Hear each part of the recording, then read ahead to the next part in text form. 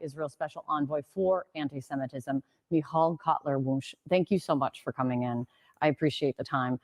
The trend, even before October 7th, was that, and we've talked about it on this show a lot, is that they're increasing and spiking incidents of hate and anti-Semitic hate specifically in the United States and around the world.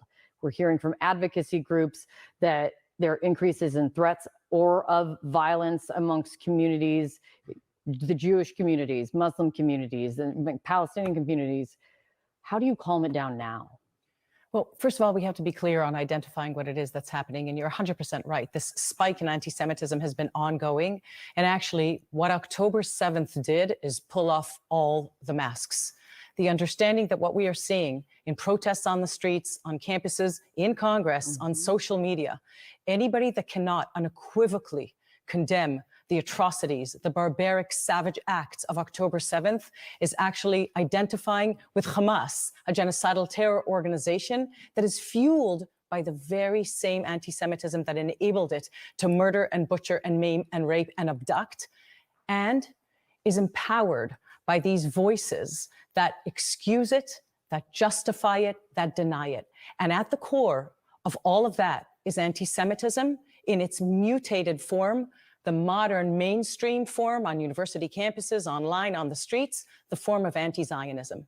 Anybody that does not accept the existence of the state of Israel, which Hamas in its charter, just like Mein Kampf, is committed to annihilating, to the murder of Jews, just like Nazis were committed to, anybody that does not support that existence is clearly identified with the anti-Semitism of today's version. On campuses, as you said, on the streets around the world. In Germany, Jewish homes are marked by a Star of David, making them targets. We know right here on our campuses, students are targeted as Jews or as supporters of Israel, and so on and so on. Before October 7th, one of the things that many American Jews like to point out is that I can be supportive of Judaism, but I do not have to be supportive of the policies of the government of Israel. Is there that distinction in your mind in the other direction? Do people separate Jews from Israelis? So first of all, it's a very important question because criticism of the government, any government of any democratic country, is not only acceptable, it's a must in democracies. And we know Israelis more than any, plenty criticize their government. The difference is, and that's where the anti-Semitism piece and the masks are off, is between criticism and delegitimization. The questioning of Israel's very right to exist, identifying or holding up signs that say, we are Hamas, is like holding up signs after October 7th that say, we are Al-Qaeda, we are ISIS, we are Nazis, where we have to be very clear for Jews and non-Jews alike, that it is not to do with criticism. The genocidal terror that attacked Jews on October 7th does not see any place for a state of Israel to exist in any borders. It delegitimizes its very existence. You guys realize this claim that they have, the claim that I ultimately reject, the rise of anti-Semitism, the truth of that statement is due to the failure of Zionism. You guys understand? The ideology of Zionism was to create a safe haven for Jews, to create a culture and society where Jews are safe. Because of the crimes of the terrorist apartheid state of Israel, Jews are more unsafe than ever. Now, does that give me pleasure to say? Absolutely not. But are we doing facts or are we doing our feelings? The facts is, based on their own report, it's a dangerous time to be a Jew. Now, why is that? Because people see the state of Israel committing mass war crimes. The Jewish state safe haven, known as Israel, is the most dangerous place to be a Jew. Because the people who resist the terrorist state of Israel don't view them as civilians, considering the fact that every single Israeli had to join the IDF and commit war crimes in their life, or they'd be stuck in a cage. That's the question I ask that get me in trouble. What's a civilian when you got a militarized state where there's a mandatory military service? You know, CJ, I asked that question quite a few times. No one ever responded in a pro-IDF Israel way yet. I'm not hiding my positions. And CJ, I know I like to start my show with the monologue. Feel free to cut me off anytime. But I want to just back up a few things you showed me earlier. Right? Yeah, go ahead. Actually, before I get to this receipt, talking about how Israel is a terrorist state, not Hamas, let me show you guys this because there's so much to cover there. But you guys see how she said, how she stresses the offensive use of accusing people of being anti-Semitic, right? Now, due to the amazing people at Hotspot who share amazing receipts, they also help me edit my videos, if you guys didn't know. They shared this video of a former Mossad agent explaining how they use anti-Semitism as a propaganda technique. So let's play this video just in response to CJ. Feel free to interrupt anytime. I'm loving this. I'm loving this. I'm loving this. Let's go. I know what they do because I used to ask them to do it. I mean, when I was in the Mossad and we had a guy that gave us problems in the U.S. and he was speaking out and he was talking like Pete talked once and said, Israel is bombing Lebanon with cluster bombs. We say, hey, who's that guy? You know, Pete McCarthy, we used to call him. Yeah, which is Pete the cockroach. Because he makes a lot of noise and you can't get rid of him. So what you do is you get in touch with a guy in the station in New York or in the station in Washington. You say, tell the guys at B'nai B'rith to label him. Label them. And of course the campaign starts, and before you know it, the guy's labeled. And he's an anti-Semite. Because that's what we say he is. And that's one stain you cannot wash. Now, it shames me as a Jew to tell you that. But that's the fact. And it's wrong. Do you guys know how fucking furious I would be? I'm furious I'm not a Jew. But you guys know how furious I would be if they weaponized anti-Black struggle as a way to silence people fighting colonialization, imperialism? That is absurd. Now you guys know why hundreds and hundreds of Jews marched at the Capitol? If you're not Jewish, you're not speaking out on the state of Israel, you are doing more harm to your Jewish community than anyone else. Anyone else. You got Sarah Silverman in the Jewish community tweeting unhinged shit, justifying war crimes, using the justification that they had committed war crimes against terrorists and their children, ignoring the fact that the majority of Gaza are teenagers or children. But, we got to starve them, give them no fuel, no electricity, because they're fucking terrorists. And I've been saying this with my fucking chest, CJ, since this thing started. And you know how many invites I got from the Hill to talk about this? Not one. How many invites I got from Breaking Point to talk about this? I mean, I'm getting these tweets are getting thousands of likes, fam. Like this one right here, 1,400 likes. Where I'm saying right here, I said what the corporate media and their shills will never tell you. Hamas is not the terrorist group. I'm no RBN. We're the only motherfuckers who's got the balls to say that. I'm not gonna name names, but there are people I like who I've seen that. Yeah. I can see Hamas is terrorist. Blah, blah. Yeah. Get the fuck out of here, man. If y'all niggas did the same thing to me as Israel doing to the Palestinians and their children, fam, my niece, y'all gonna bomb my niece. Y'all know what the fuck I would do to y'all. Do y'all have any understanding what I would do to this state if y'all bomb my niece, who's 8 years old, fam? My cousin had a newborn child. Pretty motherfucker, right? Imagine, I can't even imagine if my little cousin was bombed. You know how fast I would sign up to be a Hamas? Like, nigga, Israel, under every definition, I am citing your guys' laws. I am citing white people laws. Here, fam. Israel's settlement have no legal validity. They constitute a flagrant violation of international law. This is the UN Security Council, fam.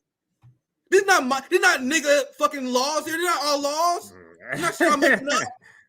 This is literally European UN fucking laws that state that Israel is a terrorist regime, but they're not technically labeled that. Why? Because the United States has veto power. And y'all want me to go along? And people go along with the fact that Hamas are terrorists. They got a criminal state governing them. CJ, imagine. No, I'm not gonna say it. I'm not even gonna say it. But just, fam, imagine you are living in a criminal state, and that criminal state bombed your family. and then you fight back against them. People call you a terrorist. That's absurd. And I refuse to accept that frame. Let me chime in. Yeah, let me chime in here because I have a receipt for your receipt. Because using this ideology, Nick, what would they label this that you see on the screen? Nat Turner's slave rebellion. What would you label that? Let me just read the amount of people he killed. The rebels killed 55 to 65 white people, making it the deadliest slave revolt in U.S. history. So are Nate Turner and these slave people that's revolting as enslaved, are they terrorists to you? I mean, this is why it is so important for Black people to be right there, right next to our Palestinian brothers and sisters, screaming at the same veracity. Because think back that you are really, in essence, you are screaming for your own ancestors. This is your opportunity right now. This is your opportunity. This is how you should look at it. This is it. We have the Palestinians that are representing our ancestors in real time.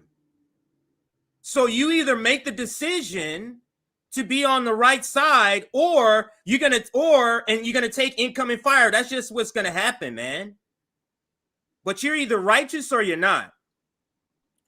I'm like, I was literally thinking about taking a week off. Like, you gotta say, I'm like, this story really fucking me up, man. Like, seeing all this, I already have a lot of trauma, man. Like, this shit is really messed. Like, you guys say, I can't even control my anger. Like, I'm on Twitter raging. Like, fam, I'm tweeting shit that I'm like, man, I'm gonna get banned today. Like, because the language I'm hearing from even the furthest left people that allowed in political discourse is making me sick.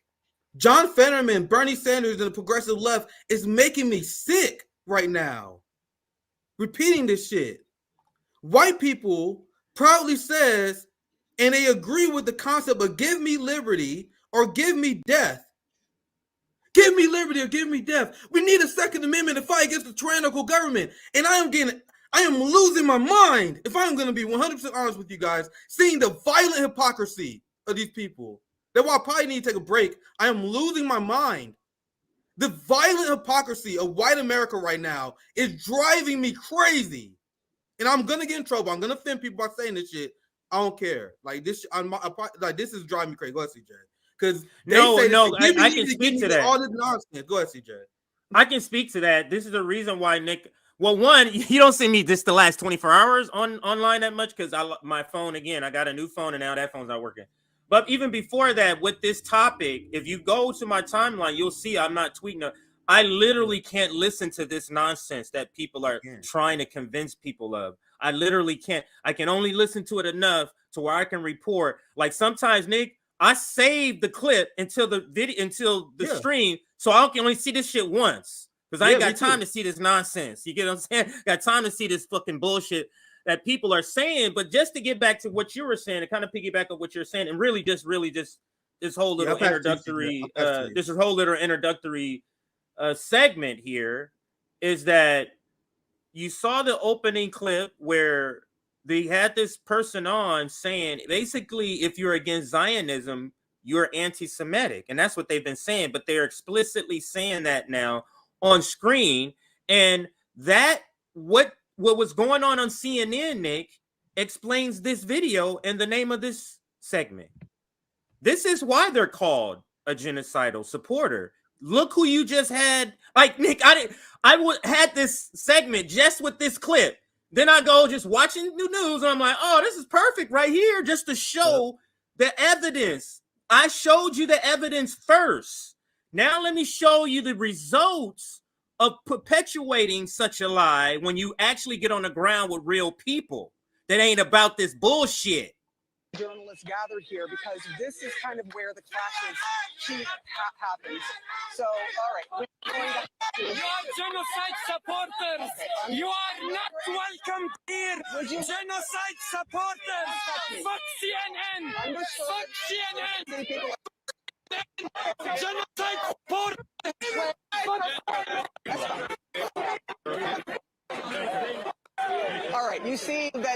You see all the security she got? And she want to be over there pretending on camera like she really reporting when she got the damn SWAT team with her. It's damn near more security out there than the damn protesters, Nick.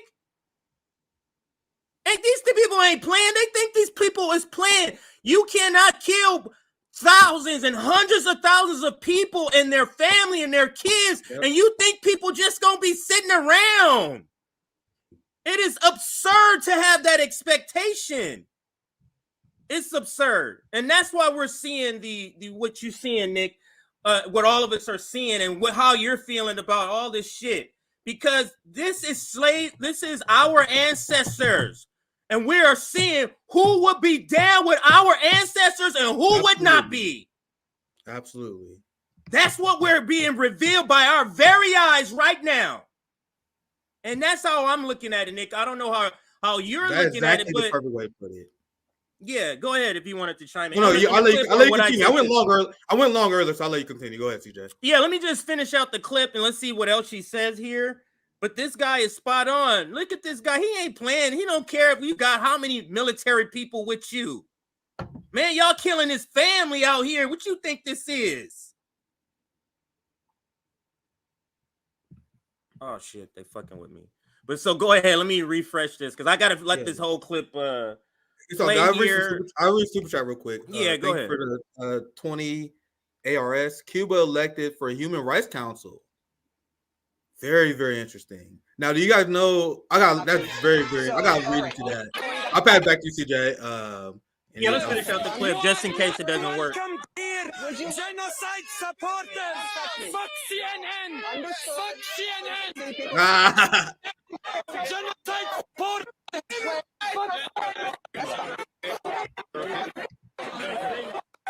All right, you see that people are very angry. They do not like All right. that CNN has been reporting the story. You hear that, but we're fine. They don't like how what you are CNN has seeing reported the story. The heightened fear, anger. I hope they realize frustration with what's happening.